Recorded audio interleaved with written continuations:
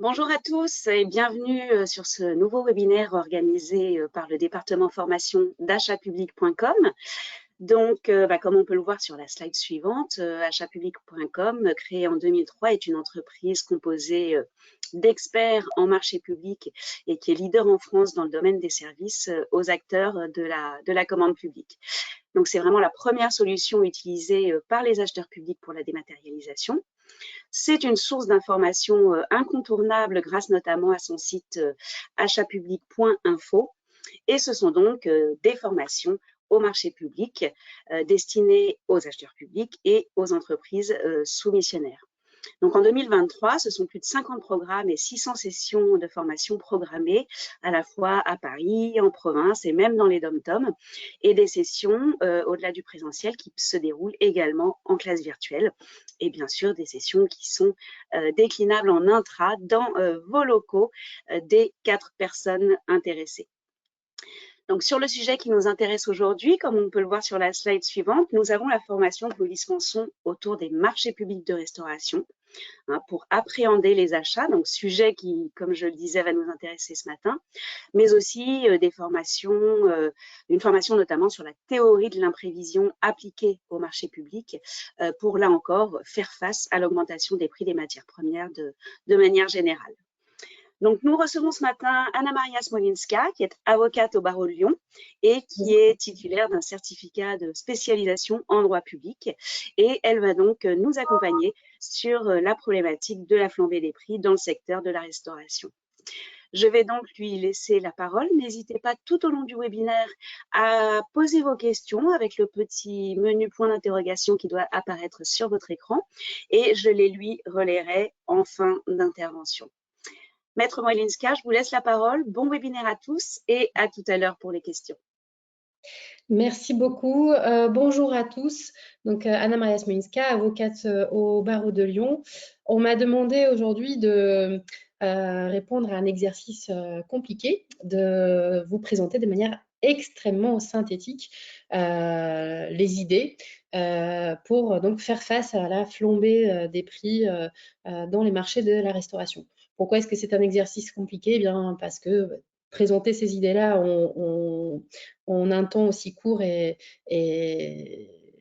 la source de difficultés, mais je vais essayer d'y répondre. Et puis, voilà, comme annoncé, vous allez pouvoir par la suite me poser des questions pour qu'on essaie peut-être d'approfondir tel ou tel point. Alors, j'ai structuré mon propos autour de 3 idées principales, la première étant vraiment introductive, à savoir donc à quoi faut-il précisément faire face? On parle de la flambée des prix, mais c'est peut-être pas tout à fait exact. Et puis ensuite, deux piliers de la réflexion, 2 axes principaux, ce serait comment faire face, d'une part, dans les contrats qui sont aujourd'hui déjà passés et en cours d'exécution, et dans un deuxième temps, deuxième axe, comment préparer les contrats à venir pour encore mieux pouvoir faire face. Vous vous rendrez assez rapidement compte que mon point de départ est de manière peut-être pas surprenante, hein, c'est la circulaire du mois de novembre 2022, mais agrémentée de mes propres réflexions et un petit peu de la théorie plus générale en marché public. Alors, sur ce premier point introductif, c'est à quoi est-ce que doit-on faire face? Ici, donc, la question, c'est finalement, quels sont les objectifs qu'on va poursuivre dans notre action. Je me suis ici inspirée de ce que nous propose la directive, hein, la circulaire, pardon, à savoir faire face aux pénuries, faire face à la fluctuation des prix, et pas vraiment uniquement la question de la flambée, mais vraiment les fluctuations des prix. Et enfin, éviter que ça soit les entreprises, soit l'administration qui supportent des surcoûts anormaux, en sachant qu'à mon sens, et vous me direz peut-être si vous partagez ou pas cette analyse, les 3 objectifs se rejoignent et les moyens donc pour faire face à ces situations sont communs. Peut-être juste 2 remarques complémentaires sur la question de fluctuation des prix plutôt que flambée des prix. Bien évidemment, la flambée des prix, c'est la problématique, c'est la porte d'entrée dans le sujet, mais les denrées alimentaires font l'objet de fluctuations importantes.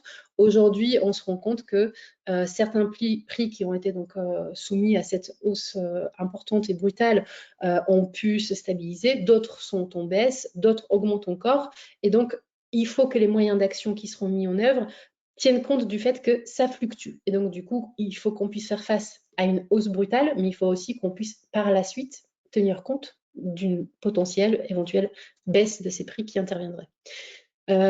Deuxième remarque par rapport à la question de éviter que ce soit les entreprises ou l'administration qui supportent des surcoûts anormaux, c'est un point de rappel important, effectivement.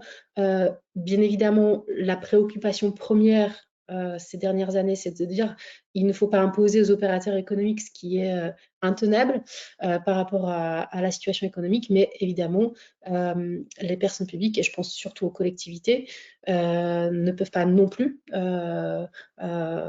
supporter des surcoûts qui seraient démesurés par rapport à leur capacité et puis par rapport à la situation.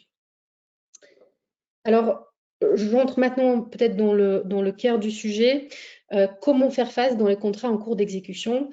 Je pars encore de mon point de départ de la circulaire de novembre 2022 qui propose aux acheteurs 3 moyens d'agir.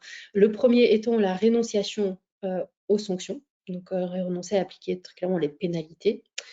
Le deuxième, la modification des contrats en cours d'exécution. Et le troisième, le respect des délais de paiement. Sur ce troisième point, je ne vous propose pas de développement supplémentaire. Il appartient à chaque collectivité, effectivement, peut-être de faire le point de ces usages et de vérifier que ces délais soient respectés. C'est une question aussi du respect des opérateurs qui travaillent pour les acheteurs publics. Sur les 2 premiers points, la rénonciation aux sanctions contractuelles, eh bien, c'est une idée qui a été beaucoup mise en avant par l'État, par l'administration de l'État, pour justement un petit peu soutenir les entreprises. Cette rénonciation aux sanctions contractuelles est une idée à prendre avec précaution. À prendre avec précaution, pourquoi? Eh bien, au regard finalement de ce qu'on connaît de la position à la fois des juridictions administratives et des juridictions financières. Je ne vous dis pas qu'il ne faut pas suivre cette recommandation, mais qu'il faut le faire de manière vraiment très réfléchie et très sécurisée. Les juridictions administratives, de manière classique maintenant, interdisent les libéralités aux personnes publiques et il existe un risque que mal utilisée, cette renonciation aux sanctions contractuelles puisse être assimilée à une libéralité. Donc, point d'attention là-dessus. Comment est-ce qu'on peut donc renoncer aux sanctions contractuelles sans tomber dans le piège de libéralité? Eh bien, en suivant un petit peu le fil qui se dégage à travers cette jurisprudence administrative. Donc, soit en admettant une modulation des pénalités telle que prévue par la jurisprudence. Alors, cette modulation, elle est reconnue, le pouvoir de modulation est reconnu au juge, mais l'administration elle-même, elle peut également moduler les pénalités sous réserve de bien le justifier. Et donc, ça veut dire quoi? Eh bien, il faut déjà établir leur caractère excessif. Excessif par rapport à quoi? C'est la question qui se pose. Alors, est-ce que c'est par rapport à la situation de l'entreprise? Est-ce que c'est la position de la jurisprudence, c'est plutôt par rapport à la pratique dans les marchés similaires. Donc ça, c'est la première justification possible. La deuxième justification possible, c'est une sorte de neutralisation des pénalités dans le cadre des concessions réciproques qui sont consenties d'une part par l'acheteur et d'autre part par l'opérateur économique. Donc, pour sécuriser cette renonciation, au regard de ces éléments-là, effectivement, il faut travailler sur à la fois la justification du caractère excessif et d'autre part la justification par rapport à la modulation qui est accordée. Sinon, on risque effectivement cette qualification de libéralité et donc on a ici un danger. Deuxième danger, deuxième point d'attention, en fait, en tout cas, c'est la position des juridictions financières Alors, dans le support qui est projeté, vous avez la référence à un arrêt donc, de novembre 2022 dans lequel la CDBF a sanctionné justement une non-application des pénalités en estimant que la volonté de l'administration de renoncer à l'application de ces pénalités n'était pas clairement établie. Donc attention, effectivement, si vous partez dans cette idée de renonciation, à bel et bien d'établir cette volonté. Alors, comment on peut l'établir? On peut l'établir par le biais d'un protocole ou en tout cas formalisé par le biais d'une décision motivée. Deuxième levier pour agir sur les contrats en cours d'exécution, je pense que c'est le levier principal, c'est la modification de ces contrats, en sachant que, encore une fois, la circulaire nous propose 4 points qui pourraient être éventuellement modifiés. Le premier étant celui des spécifications techniques, avec l'idée de clause de substitution. Hein. C'est une idée assez forte qui revient et qu'on verra comment on peut contractualiser. Deuxième type de modification proposée, ce sont les conditions d'exécution. Alors là-dessus, on reste un peu sur notre faim, puisque la circulaire ne nous donne pas plus de billes, pas plus d'idées, quelles conditions et comment les modifier. Troisième point, ce sont les clauses financières. Et ici, la circulaire renvoie à l'avis du Conseil d'État de septembre 2022, qu'on va un petit peu revoir ensemble également. Et puis enfin, quatrième point, c'est la durée qu'on pourrait éventuellement modifier. Alors, sur ce point de modification des contrats en cours d'exécution, je me permets juste un rappel rapide du cadre général tel que prévu par le Code de la commande publique, qui doit, en tout état de cause, quelle que soit la modification envisagée et qu'on soit dans ce cadre de faire face à la flambée des prix ou pas, être respecté. Donc, le cadre légal et réglementaire avec une réflexion toujours en 2 temps. Le premier temps, et donc ça c'est la clause générale, est-ce que la modification que j'envisage affecte ou pas la nature globale du contrat? Et second temps, dans laquelle des 6 hypothèses, alors on va peut-être mettre de côté celle de changement titulaire, donc principalement de 5 hypothèses, dans laquelle donc, de ces hypothèses, je peux me situer pour justifier, pour fonder la modification du contrat, en sachant qu'à chacune de ces hypothèses va avoir un régime juridique différent. Lorsqu'on a des clauses de révision ou options claires, précises, sans équivoque, on peut modifier les contrats sans limite de montant. Lorsqu'on se situe plutôt dans le cadre des circonstances imprévues, eh bien, on va avoir une modification qui peut aller jusqu'à 50% du montant initial par modification, sous réserve que, quand on dit par modification, c'est par fait générateur, on devrait peut-être plutôt dire. Donc voilà, dans tous les cas de figure, il faut, dans notre démarche dans les marchés de restauration, il faut quand même qu'on respecte ce cadre légal que je me permets de vous rappeler ici.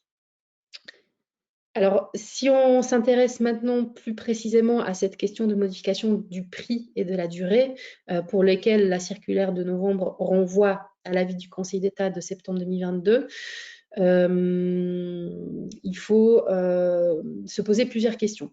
Alors, modification sèche de clause de prix, donc aujourd'hui, certes, c'est possible, mais ça doit quand même être justifié. Et donc, le Conseil d'État nous dit très clairement, il faut qu'on puisse les justifier, soit par des circonstances imprévues, et donc le régime des circonstances imprévues eh bien, nous oblige à montrer qu'une telle circonstance s'est produite, soit parce qu'on reste dans une modification de faible montant, et donc du coup, on n'a rien à justifier spécifiquement puisque le Code de la commande publique nous le permet.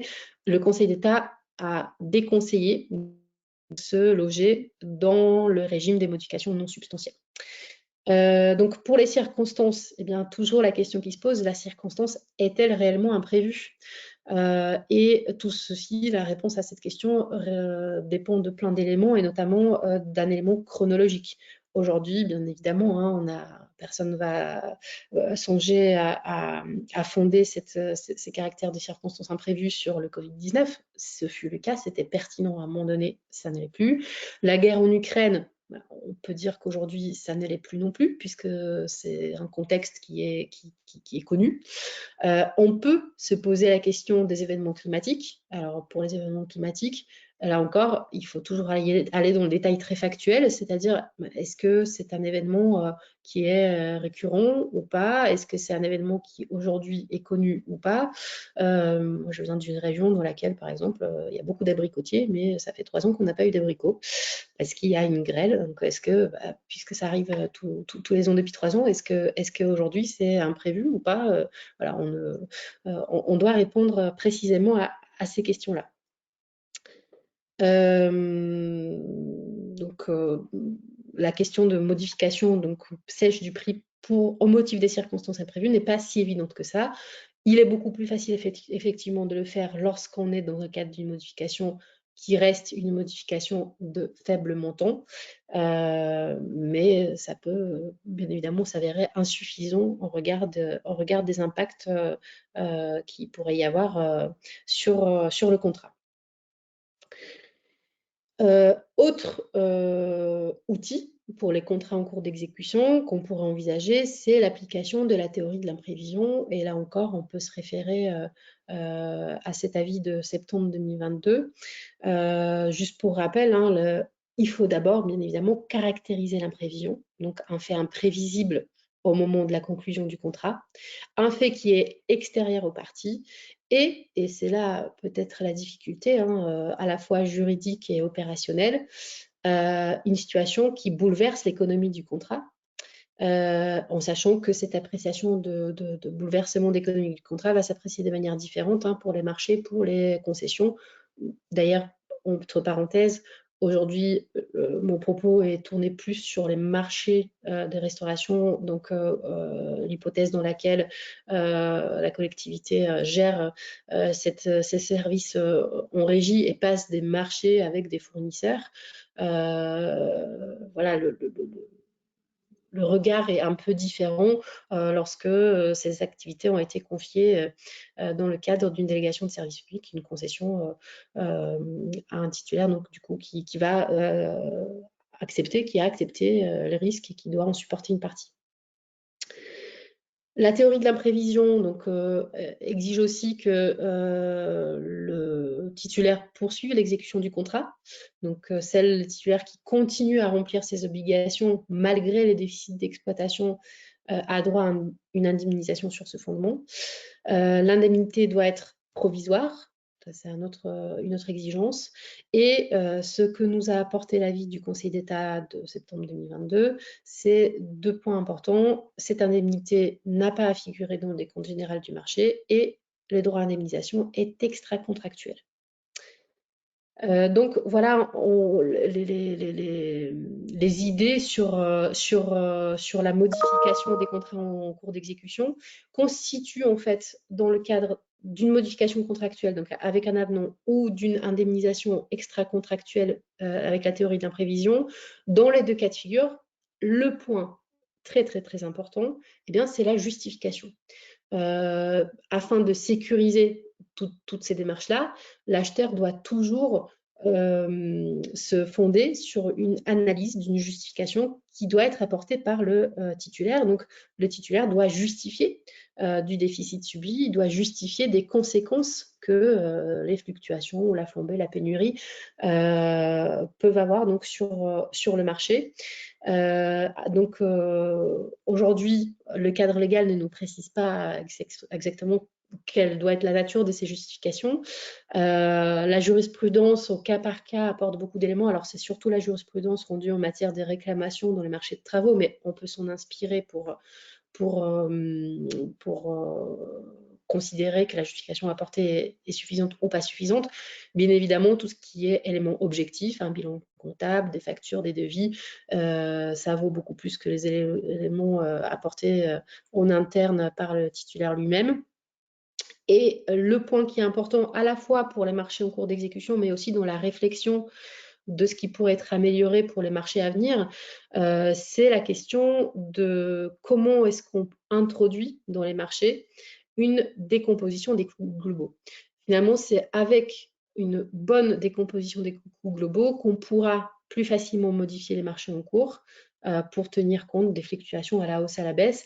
Quand je parle de la décomposition, bien évidemment, c'est la distinction de ce qui correspond à la production, à la masse salariale, aux frais généraux, stockage, distribution, énergie, etc. Et donc finalement, bien, l'influence que subit chacun de ces postes, elle pourra être mieux retracée et mieux donc prise en compte pour éventuellement modifier un marché en cours d'exécution. Par rapport à ça, il est vraiment souhaitable d'introduire dans vos marchés des clauses qui justement encadrent cette décomposition des coûts globaux et qui encadrent les modalités des justifications par les titulaires, donc quelles sont les pièces, quels sont les détails attendus et comment va se dérouler le process. En apportant en fait des précisions, un cadre contractuel précis là-dessus, eh bien on simplifie les choses pour la suite. Donc voilà, au pas de course, quelques idées pour les contrats en cours d'exécution. On pourra y revenir à travers vos questions éventuellement. Le second axe de mon propos, donc comme je vous annonçais, c'est comment travailler dès aujourd'hui, comment engager une réflexion sur les contrats à venir avec quatre points, quatre idées que j'ai notées en préparant cette rencontre. C'est comment bien utiliser les clauses de révision. On voit que, notamment dans la circulaire de 2022, on nous parle beaucoup de tout ce qui concerne la révision des prix, mais je pense qu'il faut sortir de cette idée juste de clause des révisions prix. On peut avoir des clauses de révision qui sont des clauses de gestion de risque et qui, pour le coup, pour notre problématique, pourraient être très, très pertinentes. Donc, comment bien utiliser ces clauses de révision, ça c'est un premier point.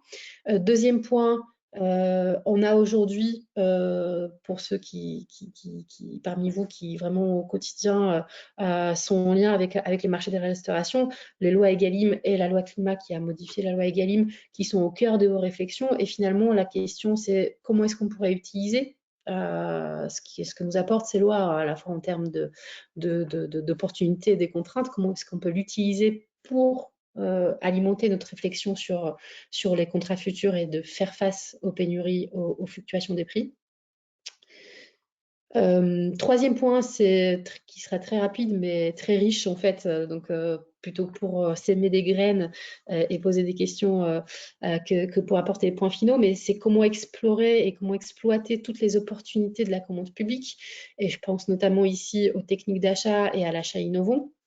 Et enfin, je vous proposerai peut-être quelques idées de clauses contractuelles qui pourraient être une ouverture pour un échange aussi. Si vous avez des retours d'expérience, ça peut être quelque chose d'intéressant pour alimenter notre rencontre. Alors, les clauses de révision, eh bien, si je reviens très rapidement sur la diapo, ici sur la modification des contrats en cours, hein, les clauses de révision, les clauses contractuelles nous permettent donc de modifier les marchés sans limite de montant. C'est donc ce que j'appelle une prime à la diligence, puisque si on a été diligent, si on a bien mené notre réflexion et qu'on a prévu des hypothèses dans lesquelles on pourra modifier le contrat, qu'on les a retranscrits de manière donc claire, précise et sans équivoque dans notre contrat, alors on pourrait assez facilement le modifier en cours d'exécution pour s'adapter à la situation. Donc, ces clauses de révision donc, qui ont été identifiées par la circulaire, elles sont, comme je vous disais, principalement tournées vers la question de prix. Donc, on nous parle beaucoup de clauses de révision de prix, avec un rappel de l'obligation des prix révisables pour les marchés donc, publics qui portent sur l'acquisition des matières premières agricoles et alimentaires. La circulaire invite les acheteurs, et c'est une bonne invitation, hein, à adapter la périodicité de ces révisions. Finalement, on n'est pas resté dans la classique révision annuelle, mais pourquoi pas adopter la périodicité. Alors, ça peut être une périodicité plus fréquente, donc semestrielle, trimestrielle, mais on peut aussi avoir une idée d'adaptation par rapport à la saisonnalité notamment. Et donc, on sait qu'avec la saisonnalité, donc, il y aura des variations. Et donc, finalement, adapter les clauses de révision à une réalité, c'est une bonne chose. Et puis, autre point sur lequel j'ai déjà insisté au début, prévoir ces adaptations, ces variations à la fois à la hausse et à la baisse. Puisque ça paraît être une idée équitable, mais on aura aussi beaucoup moins de mal d'accepter des variations à la hausse si on sait que les baisses, elles seront aussi ressenties et profiteront en fait à l'acheteur. Donc l'idée, c'est de dire on prend soin des opérateurs, mais nous aussi, on prend soin de nous. Donc voilà pour les points qui ont été proposés par la circulaire. Et puis, comme je vous disais, il serait bon peut-être d'élargir cette réflexion sur les clauses des révisions. Alors, je vous propose 3 idées, mais on peut en avoir encore d'autres hein, pour compléter. La première, c'est avoir, alors j'ai écrit BPI-risque, c'est peut-être pas l'expression la plus adaptée, mais l'idée, c'est de travailler sur des clauses de révision qui nous permettent en fait déjà d'anticiper notre réaction par rapport à une situation dont on sait qu'elle risque de se produire. Et donc, typiquement, on sait que sur certaines denrées, typiquement fruits et légumes, on peut avoir des situations de pénurie, d'autres encore. Et donc, prévoir d'emblée dans nos contrats effectivement des clauses de substitution avec lesquelles on prévoit peut-être, pourquoi pas, les prix des produits de substitution si on le peut, pardon. On peut prévoir également le process, donc dire comment ça va se passer lorsque l'opérateur va nous proposer un produit de substitution, quelle case ça doit remplir, quelles sont nos exigences minimum par rapport au produit de substitution. Comment va se passer le process de l'acceptation ou de rejet de cette proposition par l'acheteur, etc. Tout ça, finalement, nous permettra d'avoir la possibilité de réagir de manière rapide et efficace par rapport à une situation dont on sait qu'elle risque de se produire. Deuxième type donc voilà, l'illustration, c'est la substitution des produits, donc trop cher, parce que ils auraient été trop exposés à une variation de prix ou face à une pénurie. Et puis, on peut aussi réfléchir sur tout ce qui est les offres promotionnelles, la question de non-exclusivité, comment est-ce qu'on pourrait peut-être sortir d'un marché parce qu'on a une offre intéressante qui se produit de manière temporaire et qui est proposée par un autre opérateur. Et sans sortir des marchés, je pense que typiquement dans les accords cadres, il est intéressant de prévoir toujours des clauses, la possibilité d'exécuter vos accords cadres par les biais des bons de commande, mais aussi des marchés subséquents. On l'utilisera, on ne l'utilisera pas, mais le marché subséquent, ça peut être justement le bon outil pour, à l'intérieur de notre accord cadre, c'est dire, je vais faire face à un imprévu, j'utilise un marché subséquent, donc c'est-à-dire qu'on va appliquer un régime différent, mais tout en restant dans l'accord cadre. Donc voilà les quelques idées donc, sur les clauses des révisions, sur comment apporter de la souplesse à des contrats pour finalement ne pas être obligé de construire la réaction alors qu'on a déjà une situation difficile qui s'est produite, mais d'anticiper les réactions qu'on pourrait avoir. Alors bien sûr, on ne peut pas tout prévoir, mais on peut prévoir un certain nombre de choses et donc c'est un outil intéressant. Mon deuxième point, comment réfléchir sur le contrat à venir, portait sur comment utiliser ce que nous apportent les lois Egalim et Climat et Résilience. Et j'ai noté pour moi 3 idées fortes. La première, dans ces lois, donc on vous encourage à faire du sourcing. Et je pense que voilà, le sourcing, c'est un outil donc, pour atteindre les objectifs Egalim, mais pour atteindre notre objectif de mieux faire face, c'est également une idée forte, donc à explorer. Alors ça peut être le sourcing, ça peut prendre des formes très variables, hein, mais ça peut être du benchmark un peu poussé, ça peut être des rencontres, ça peut être le fait d'informer des opérateurs, etc. Deuxième idée donc que je puise dans ces lois-là, c'est la stratégie d'achat. Voilà, plus on va réfléchir sur la stratégie d'achat, sur les marchés, sur quels sont les allotissements pertinents, peut-être là où on est exposé justement plus à des fluctuations des prix et à des pénuries, adapter la taille de lot, partir sur des plus petits lots ou avoir des lots alternatifs, ça peut être intéressant. Réfléchir sur les modes de dévolution, sur les procédures des passations. La stratégie d'achat, donc on vous dit aujourd'hui vous devez la faire, donc à de la loi Egalim, mais voilà, on peut la vivre aussi comme en fait une opportunité pour mieux faire face à des difficultés rencontrées dans les marchés de restauration. Et puis enfin, réfléchir sur le critère de cycle de vie. Ça peut aussi être une piste intéressante. Ma troisième idée pour les contrats à venir, c'est explorer le champ des possibles de l'achat innovant. Alors, c'est un peu mon dada du moment, mais je pense que voilà, il est pas farfelu. Qu'est-ce que c'est que l'achat innovant? Très rapidement, hein, on a une définition très ouverte.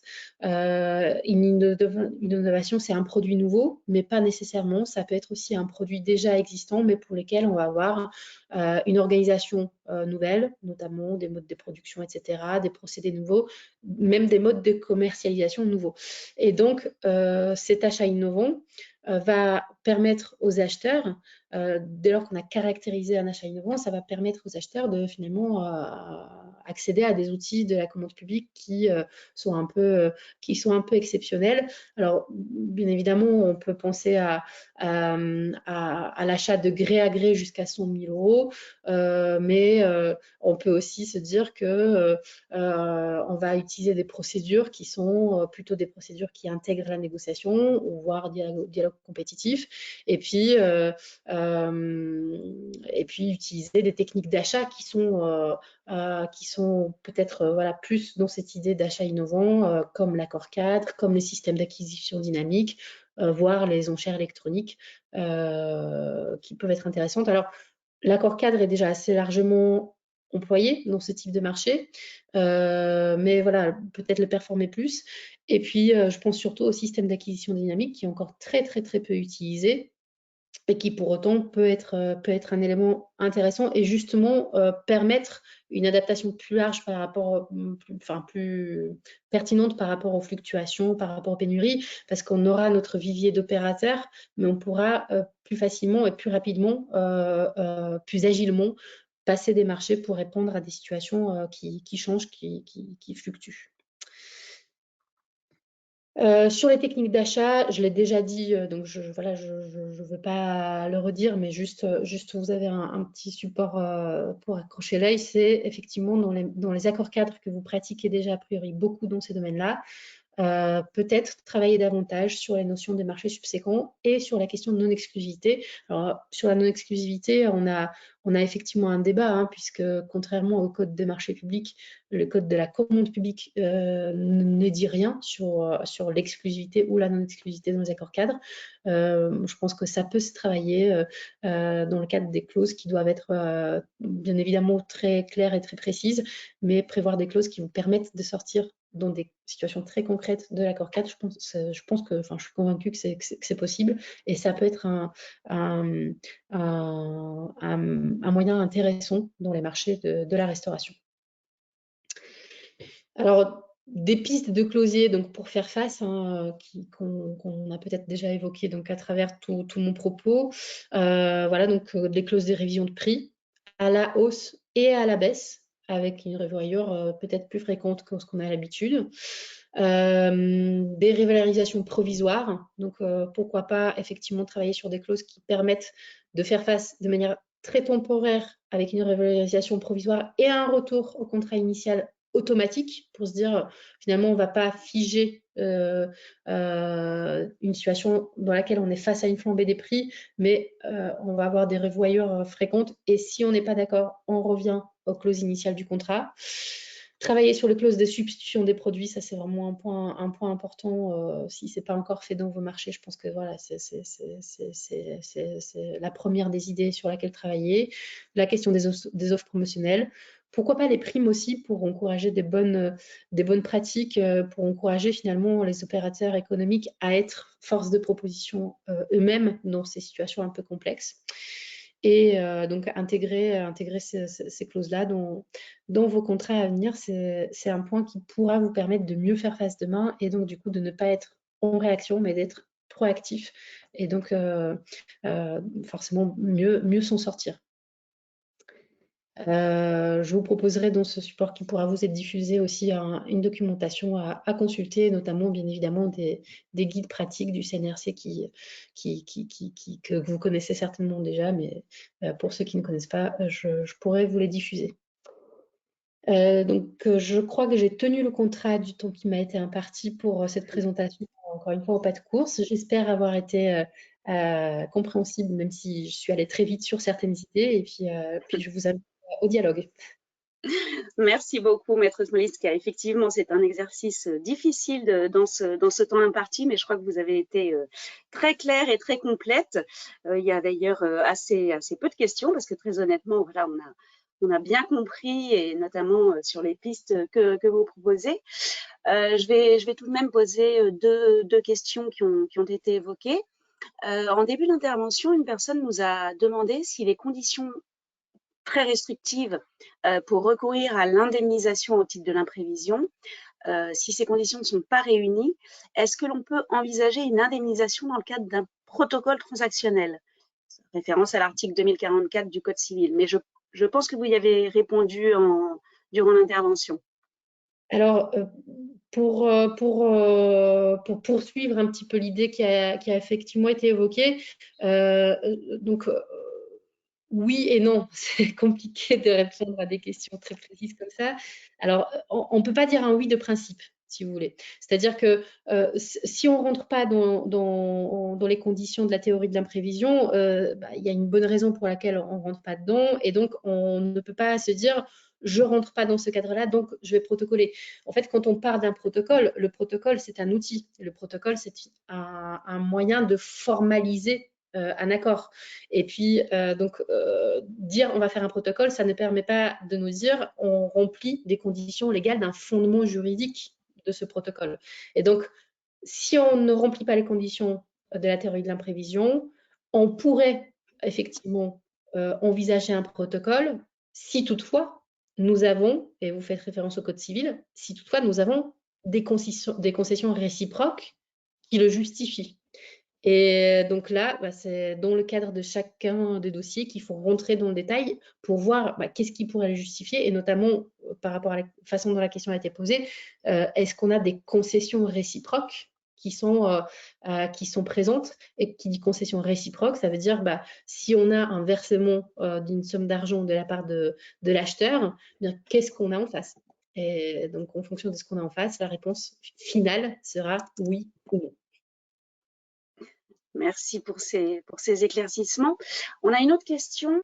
Quelqu'un demande si vous avez des exemples de clauses concernant la revalorisation provisoire.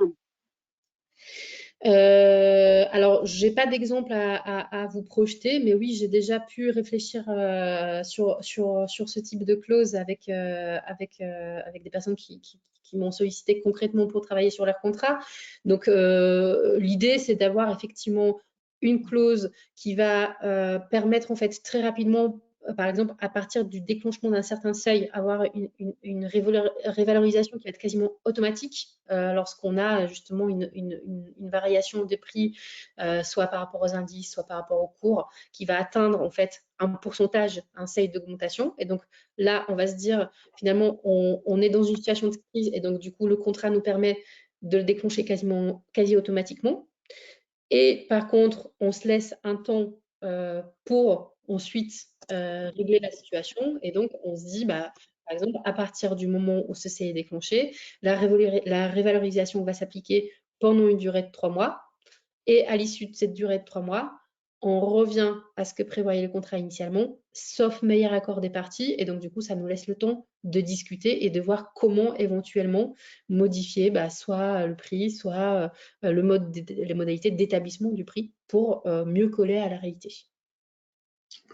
Merci. Et puis, je vais prendre une dernière question. Donc, vous avez évoqué en fait la SAD, le système d'acquisition dynamique, dans exposé. Est-ce que vous pouvez expliquer comment est-ce qu'il permet de gérer la variation des prix? Alors, pas directement, hein, le SAD n'est pas en soi un outil de gestion de variation de prix, mais c'est un outil en fait de souplesse et d'agilité d'achat. Et donc un peu comme l'accord cadre l'est déjà, hein, mais là on est sur un autre niveau. Donc l'idée c'est de dire que on va pas forcément agir sur la variation du prix en lui-même, mais on va instaurer un système dans lequel l'acheteur peut facilement passer des commandes, facilement et rapidement passer des commandes au sein d'un vivier présélectionné d'opérateurs. Et donc, ce qui veut dire que potentiellement, on va pouvoir, par exemple, passer des marchés beaucoup plus courts parce que c'est moins lourd de les passer, parce qu'on a notre système donc, qui est mis en place et qui est alimenté par des nouveaux opérateurs. Et finalement, le fait de disposer d'un système d'acquisition dynamique va permettre à l'acheteur, sans alourdir trop administrativement en fait sa tâche de l'achat, de passer des marchés un peu plus courts et donc du coup finalement d'agir beaucoup plus en lien avec l'évolution du marché, avec l'évolution de son besoin, avec l'évolution des prix pour passer de nouveaux marchés, en sachant que rien ne nous interdit par exemple de coupler deux techniques d'achat. Et donc, ce que j'ai pu déjà pratiquer et que je trouvais porter quand même des résultats assez intéressants, c'était de coupler un système d'acquisition dynamique avec la technique d'achat accord cadre. Et donc, finalement, on a une première étape donc, de création du système d'acquisition dynamique, en sachant que le système, tant qu'il est en place, les opérateurs peuvent le réintégrer pendant toute la durée du système. Hein, donc, ce n'est pas un vivier figé, hein, c'est un vivier ouvert d'opérateurs économiques. Et à l'intérieur donc, de ce système d'acquisition dynamique, on passe des accords cadres, mais d'une durée assez courte. Et donc, on les renouvelle, par exemple, tous les 12 mois, ce qui permet de mieux coller à l'évolution du marché. Romalinska, nous arrivons à la fin de cette intervention. Il me reste à vous remercier infiniment pour cet exposé et pour avoir répondu à certaines de nos questions. Merci à vous tous d'avoir participé à ce webinaire. Vous allez recevoir un petit questionnaire de satisfaction à l'issue de notre intervention. Je vous remercie de bien vouloir le remplir, ce qui nous permet de nous améliorer à chaque fois que nous prenons la parole auprès de vous.